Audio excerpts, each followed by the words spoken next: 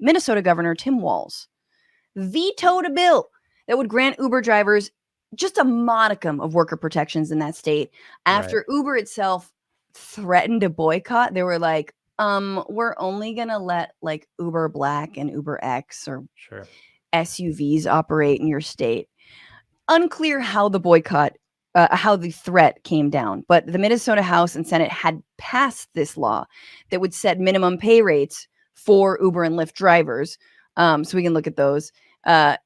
It was $1.45 a mile and 34 cents per minute, which is clearly an insane amount of money, but no, way too much, way too much. Yeah.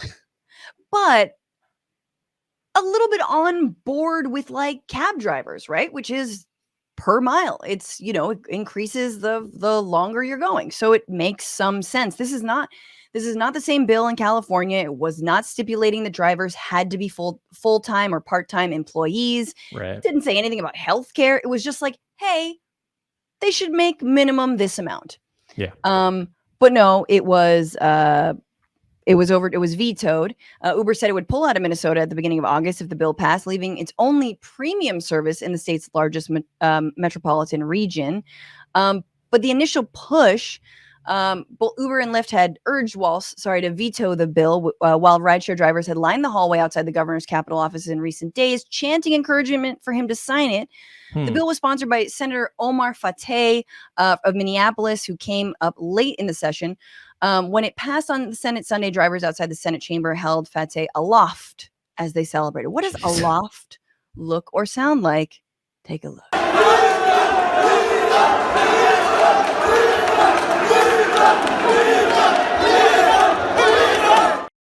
I don't know what they're chanting. Yeah. It's not Omar Fateh. It's not, I think maybe like we won or. Yeah. But this passed. Yeah, it passed. It was a big win. And then it was deemed unrealistic, too big a win. They were like, this feels, that's one of the things that drives me crazy. Like in his logic of, vetoing this, he was saying that like, this is not the bill for it. It's like unrealistic. And we'll throw it to like a bunch of study it. Yeah, we're going to throw it to like a bunch of Zoom meetings where nothing happens and just like put it in perpetual like purgatory. But like that seems to be the main and like a pretty effective counter to anything progressive that like in the mainstream media, you will always see them portray it as like childish or like not serious or not mature. It's always just like, yeah, these are not serious people because think about how it would affect the bottom line. And that's the only thing. Yeah. Or there's some unintended consequences and we just haven't studied it enough. And who knows? And it really, the answer is just like, I just feel like if workers made this, they would feel that their work like had value. And wow. Yeah, that would be a problem. There's unintended consequences. I mean, this is the whole thing, the grasping, like every time there's a Medicare for all discussion and like everyone was like, well, you see, here's the thing, if people don't have to pay for their life-saving surgeries,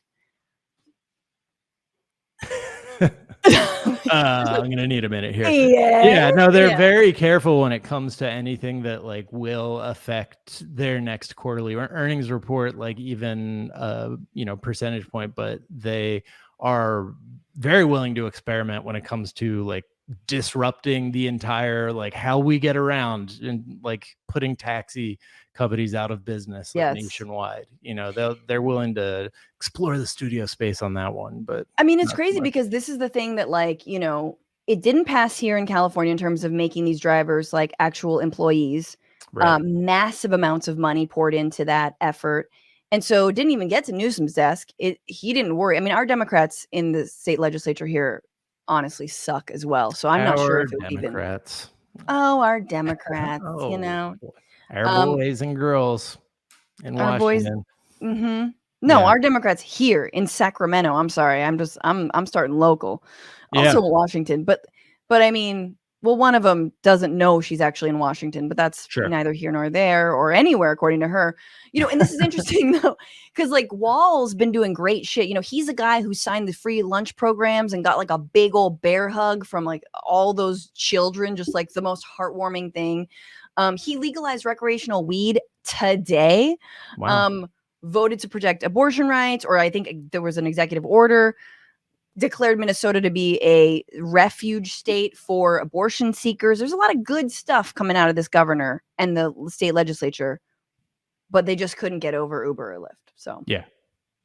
I mean, it's everything that is, has the capital behind it is just automatically assumed to be the, sensible decision, essentially. Yeah, exactly. Until they will use to justify it. Yeah, till they. I have a feeling I know what the results of the study are going to be, which is no results. They just studied it too damn hard and were unable to come to a decision or ever bring this up ever again. Mm-hmm. Mm-hmm. Yeah. Well, I couldn't. Forced to. Someone just couldn't take themselves off mute from the Zoom, and so we just did the whole thing on mute. And it was I don't want to get into it.